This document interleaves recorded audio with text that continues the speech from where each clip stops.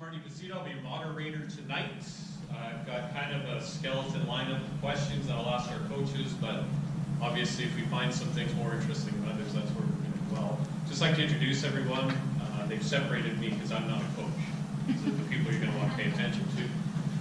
Peter Anholt, who's with the Lethbridge Hurricanes, an experienced WHL man who's spent a lot of time in both coaching and general manager roles. So I'd like to thank Peter for coming here tonight. To his right is Dean Spriddle. He is the head professional at Henderson Lake Golf Club, but he spent a lot of time coaching golf, not just at the local level, but internationally, provincially, and nationally. So he's going to give us a nice perspective on what is deemed to be an individual sport, but of course he's coaching teams as well. To his right is McTavish, the head coach at the Vauxhall Academy of Baseball. He's been there since the beginning of this academy, and so he's got a great perspective, not just on coaching, but how you get a program off the ground and keep it successful in a very competitive market, which is high school academies now. I'm finding that more and more. And then to his right is actually Steacy, new coach. She's not used to it yet, but she is now the associate coach at the University of Lethbridge on the rugby team, but of course you might know her better as an Olympian, won bronze medal this past summer in Rio with the Canadian Rugby Sevens. So she's going to give us what it's like to be a new coach perspective, and maybe a little bit on what it's like making that transition from being a player to a coach. So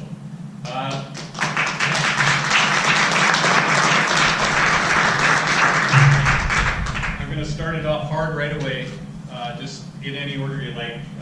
We'd like to know how you got into coaching. Peter, maybe we'll start with you. Well, for me, I was really lucky. I pretty much knew I was going to coach while I was playing. And I played in Prince Albert for 3 years, and I knew that I wasn't probably good enough to be a pro. So I thought that if I was going to stay in the game, I was probably going to coach. And so I went from playing in Prince Albert to University of Saskatchewan.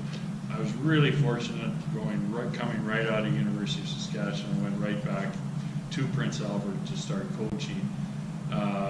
Knew absolutely nothing when I look back on it now, but I was really, really fortunate to have some mentors and people that worked with me through those years, through those early years especially. So basically that's how I got into it. I was pretty lucky to have some real good people that guided me, but then there were some opportunities that opened up and gave me that opportunity to start at a really young age. So my story is something similar. I think most coaches are failed players, or players that pretty quickly understand that they're not going to make it professionally. I was playing in a Canadian Tour event in Edmonton, played as good as I thought I could play, made a huge whopping check for $1,150, tied for 13th. And my fees for the week were $1,300. So I figured pretty closely, okay, I'm going to find something I can do. This is not going to last very long. So I was the leading money spender on the tour and not the leading money winner. So, and then people assumed that I could coach and teach because I was a good player. Stumbled into Alberta provincial coaches. I always found the best way to be the best coach was to pick the best players you possibly could. And hopefully that they performed and helped them along the way. And then one thing led to another, became the national coach for Canada, and again, had the luxury of working with some fantastic players that made me look really good. I guess I was in the middle of my playing career. I was playing at Washington State University, and I was in love. So I wanted to come back to Lethbridge and now go play college summer baseball. And in order to come back and play, the Bulls, Lethbridge Bulls, were a new expansion team in the WNBL at the time, or it was the SNBL, and the Lethbridge Elks, American Legion team in town, were looking for a pitching coach. And to pay for my bills for the summer, I started coaching. And I was in the middle of my playing career. I still thought I had an opportunity to play, and I quickly figured out that I enjoyed coaching, my passion was coaching, and that, again, I wasn't a good enough player to play professionally, or at least play for a long enough time. So I started coaching right away, and when I got done playing, I started coaching full-time ever since, and in various roles throughout Lethbridge and with the national team, and now with Vauxhall. So yeah, it's been a long journey, but it's been a lot of fun. So previous to this new role that I've recently acquired, did a little bit of at high schools.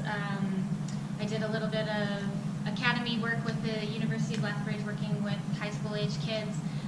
So mostly that was kind of how I got introduced to into coaching through rugby, was doing the age grade stuff and wanting to give back and share my passion for the sport. And then this recent role was really sudden, and kind of just jumped into it. But I'm really excited about the role and to learn as much as I can.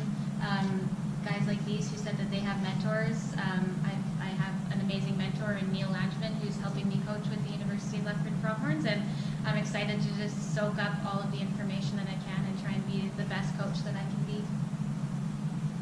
Just in general, if you guys can all talk about how the sport has evolved in your time in it and how that's affected your coaching. Ashley, you're not so removed from playing, but I'm sure you've seen the growth of the sport from 15s to focus on 7s. Yeah. Maybe talk a little bit about how that's going to influence your coaching going forward. Yeah, absolutely. I mean, when I first started in the 15s game, the game from then until now has progressed so much, and then even so much more with the 7s, with it becoming an Olympic sport.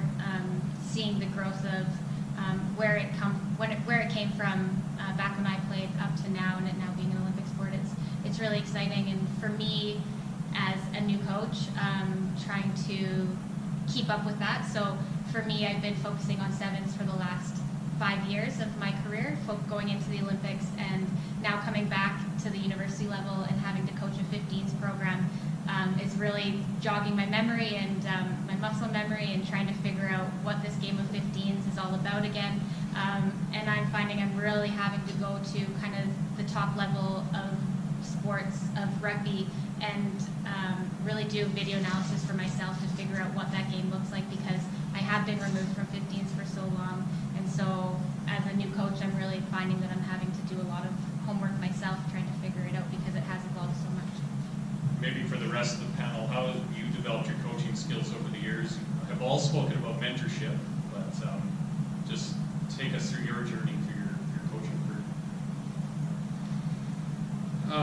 Well, I mean, I think the big thing is when you start at a young age, you need some good mentorship. I was lucky, having Rick Wilson, who went on the NHL for many, many years, Terry Simpson, and guys like that. And I think the big thing is that you're always learning. You're always looking to keep learning of how to teach in different ways. You're trying to learn the sport, from not only your players, but you learn from your other coaches in coaches clinics and so on. And I think the thing about it is nowadays is that coaches are really willing to share. It's not like 40 years ago per se, or 30, where things are kept in and people didn't share. I think if you want to learn, there's lots of avenues for learning your coaching and learning your expertise, or learning and being professional. There's lots of ways to do it if you want to explore. Certainly, when I was coaching back in the mid to late 90s, golf was looked on to be an old man's game and not very athletic, and usually the best players won. And then Europeans, the Asian teams started taking over. They started training, heaven forbid. They started practicing the correct way, heaven forbid. They started eating. They started preparing, practicing in different ways than we'd all thought of. And as Peter mentioned, we looked at these other teams and saw what they were doing, and changed along the way. All of our players were on fitness programs, nutrition programs, anything to give the slight edge. And technical skills, the video analysis equipment, the TrackMan systems that they have nowadays. So it's come a long way from picking the best 5 players in the 90s to passing a whole battery of physical tests, mental tests, and trying to find the right athletes to then train them to get them to the next level. So certainly come a long way in the last 15, 20 years of golf. Tiger Woods helped as well, and all the young guys that turned it into an athletic game has really helped change the focus. I would agree that mentorship is probably the biggest thing that we, early on in my career, would have been the early 2000s. I was fortunate enough to be around Greg Hamilton, who's still our our national team head coach and coaches the WBC and the World Junior team, you know, to teach you the ways and go about how to communicate and how to treat players and how to build relationships. And that was probably the most important thing on my end, is how to build relationship with athletes and to learn to understand them and be a good listener. And baseball has changed a lot in the last 15 years. Baseball is now a showcase game. There's very few teams playing and competing. It's all about showcasing, and I'm not going to pitch for 10 days so I can throw 92. I may not be able to throw a strike, and I may not be able to get anybody out. So now it's, you know, as a coach, now you're trying to evolve and you're trying to build a ball club, and now you have to figure out, you want the most talented players, but at the same time you want kids that compete. And I think sport in general, kids don't play as much as they used to play in any sport. They don't just go play sandlot baseball or pick up hockey or whatever it may be. And so those are some of the challenges I face today. And you know, but as a coach, you steal everything you get, you've stolen from somebody. And we're crazy if we don't admit it. You know, you steal it, you make it your own, and you change the words, and if it doesn't work, you steal something else from somebody else, and somebody steals it from you, and that's, you know, I've been reading a ton on hockey recently, and I'm stealing a bunch for hockey to try to relate it to baseball, so that's what makes it fun. I think that's an excellent point. The way information is just at our fingertips nowadays. We can find resources online where 30 years ago it was all passed down from one coach to another. So maybe we can discuss a little bit about how technology has changed the way you coached or managed, and the interaction now also with parents, because you have to be accessible to parents, and I think we're all cognizant of that fact. There's not a, you know, the distance between the parent relationship and the team and the coach relationship is somewhat blurred. So maybe if we could just discuss how technology has helped, and maybe it's hindered you as well, or how you've dealt with those challenges in today's modern sporting environment.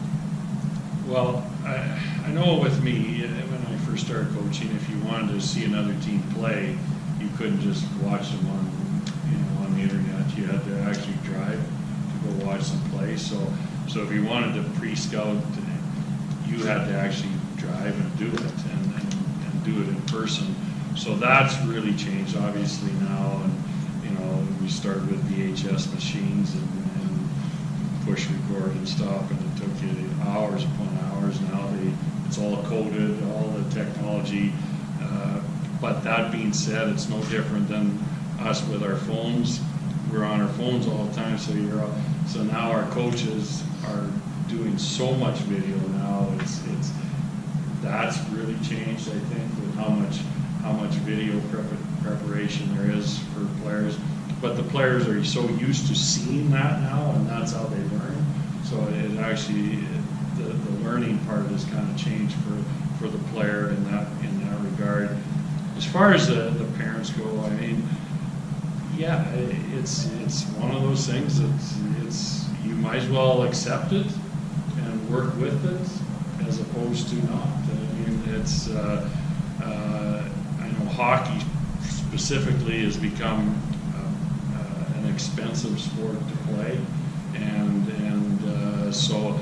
it's in a lot of cases it's 12 months of the year, whether you agree with it or don't agree with it, it doesn't matter. But it's very much a 12-month of the year sport, and parents, the involvement of parents is skyrocketed. When I first started coaching, you didn't hardly ever deal with a parent, ever. You deal with them a little bit more now, just in how you deal with it. And you deal with the kids differently too, each kid differently. Before we used to treat everybody the same. Not everybody's the same anymore, so you kind of learn that side of it too. So. Technology in my sport is a kind of closed skill played in an open situation has changed. Everybody starts to look the same now in terms of swinging the golf club. We seem to have struck a chord that here's the right way to do it. Some of the swings that you used to see back in the 60s and 70s, and guys smoking and guys, you know, bending shots around, you don't see that as much. You used to be able to look at a guy 3 fairways over and tell who it was by the way they swung a golf club. But with TrackMan and the video analysis equipment we have, which is slowed down to the tiniest detail, we kind of know how to teach it. You still have the individual players that have flair and things like that. Parents is a major issue in our sport. I'm sure all of you can relate to that.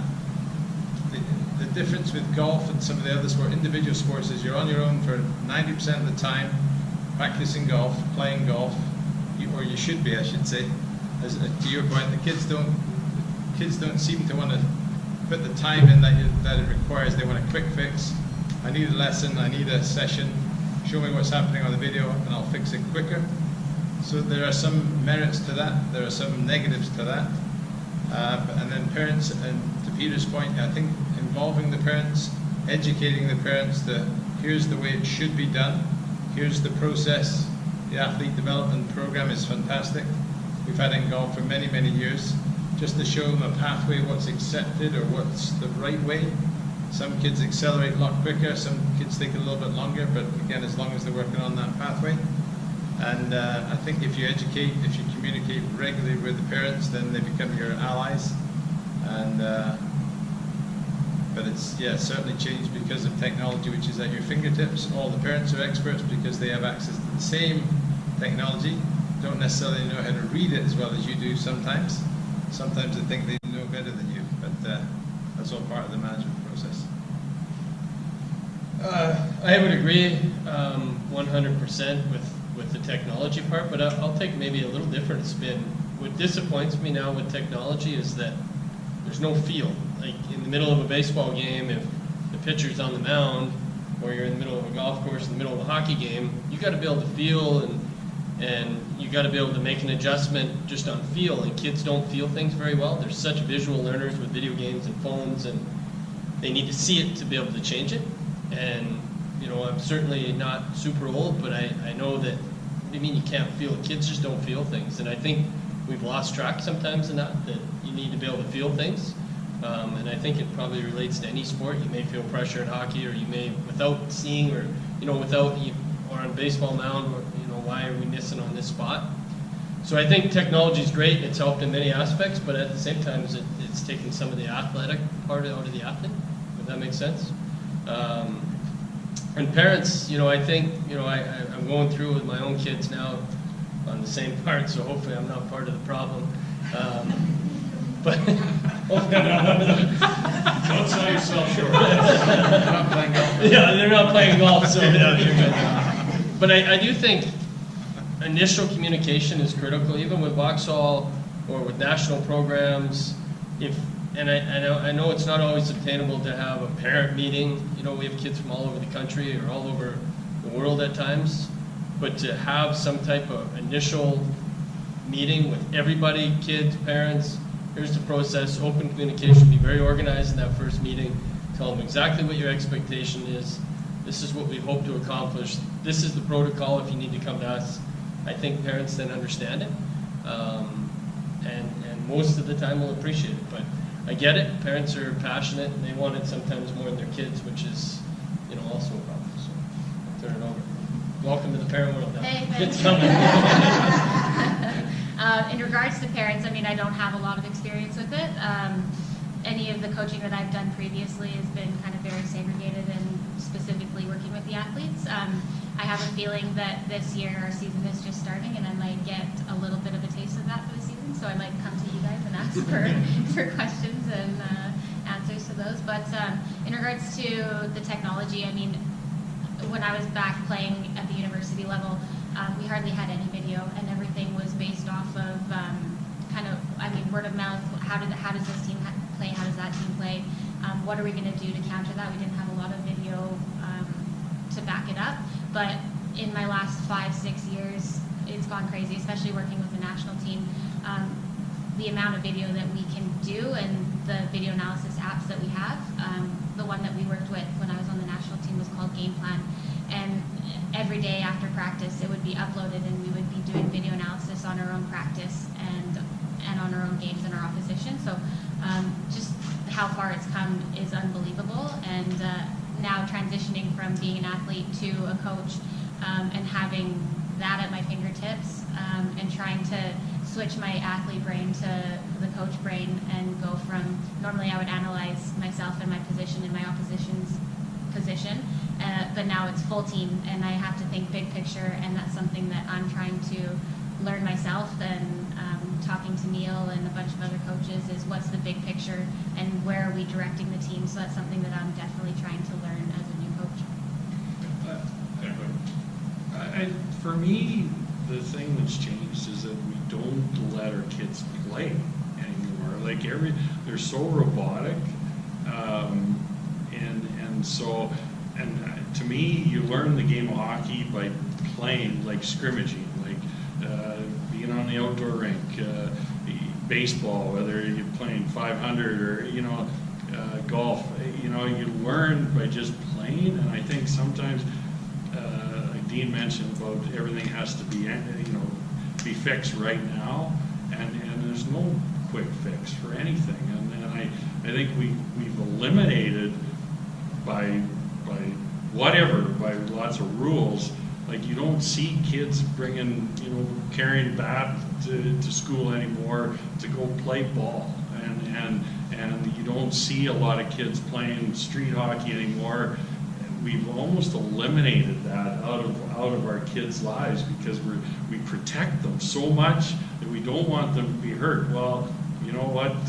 Like sport, there's going to be injuries. There's going to be guys get hurt, and yet I think we protect our kids way too much and don't allow them to actually play the game anymore. We want everything to be perfect and everybody to be to have all the same opportunities. Hey, it's the kids that want to get out and play on their own that are going to learn on their own, and they're going to have the passion for the game. And I think in a lot of cases we're losing the passion for the games. We're being a lot more robotic, I think. And it's also that discussion of getting a player into one sport too early, or giving them a wide diverse, working on other sports to help you in your sport. That's an interesting discussion, but we're here to talk mostly about coaching. We can't solve all of the sporting problems in one night, unfortunately. So I'd just like to ask you what your typical off-season development plan is as a coach.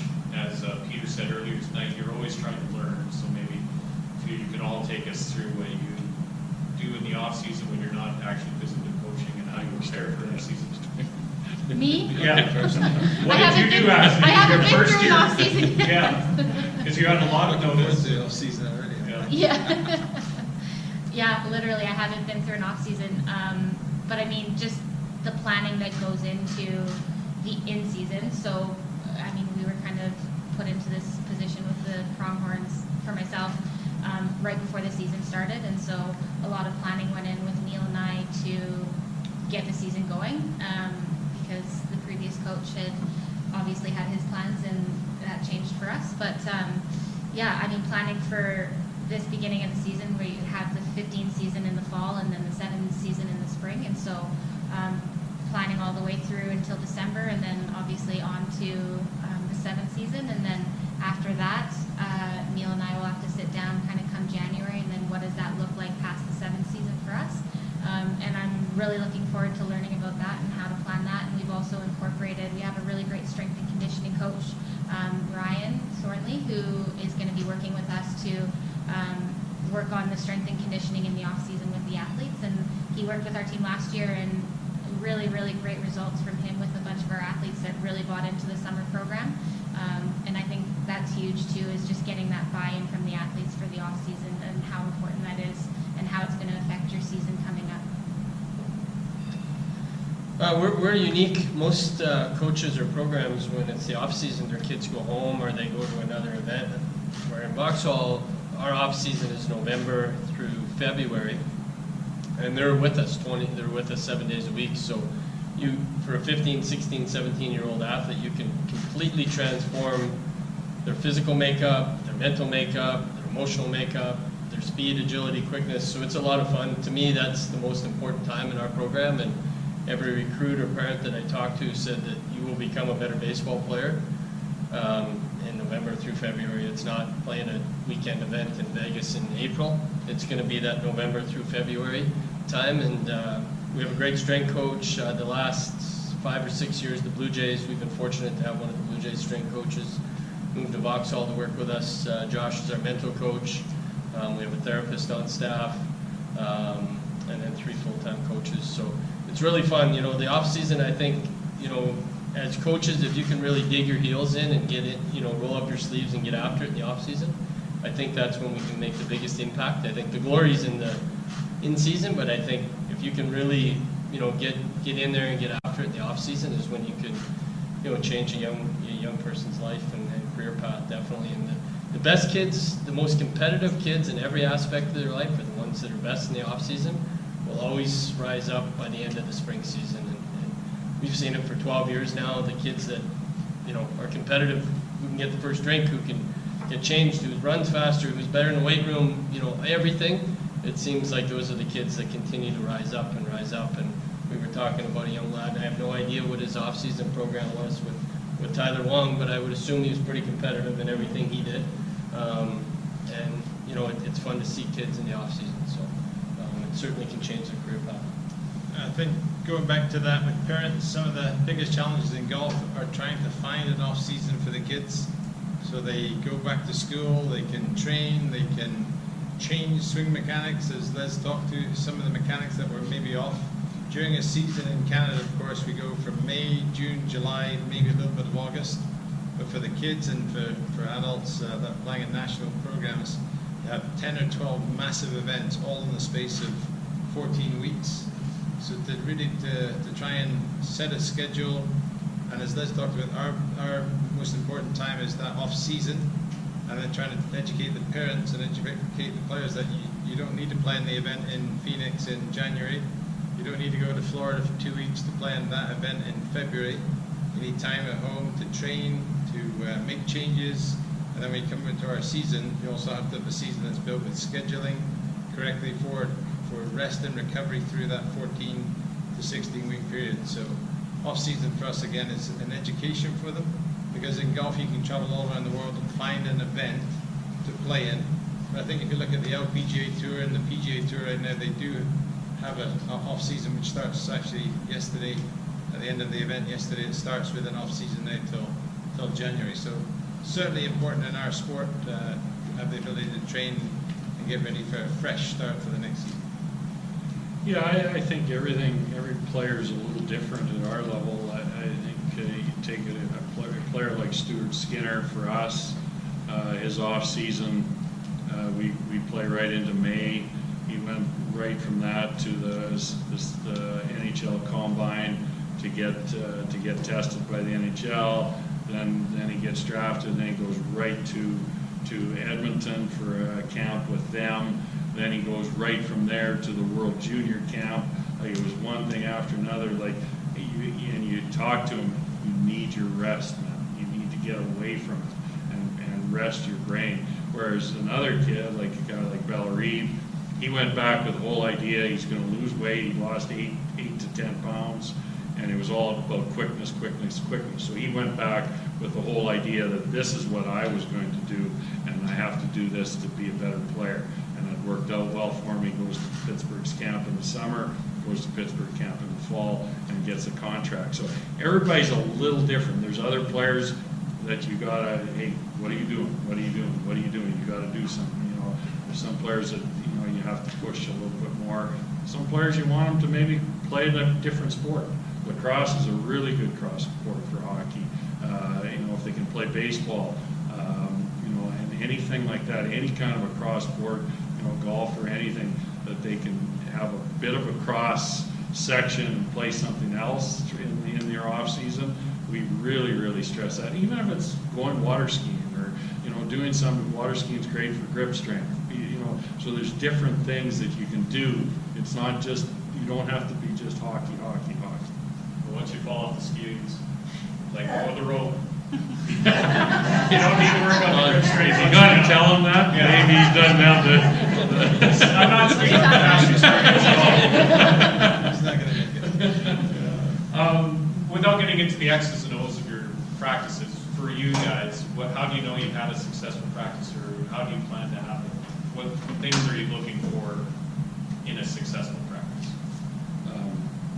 Well, I don't coach anymore, obviously, but it was funny because Brent and I talk hockey all the time, and as much as the game has changed, it's actually hasn't changed much. And what I mean by that is, I was watching one of his practices the other day, and he did almost exactly the same drills as I would have done back in 1992. Like, so a lot of the drills are the same, a lot of the things you're doing.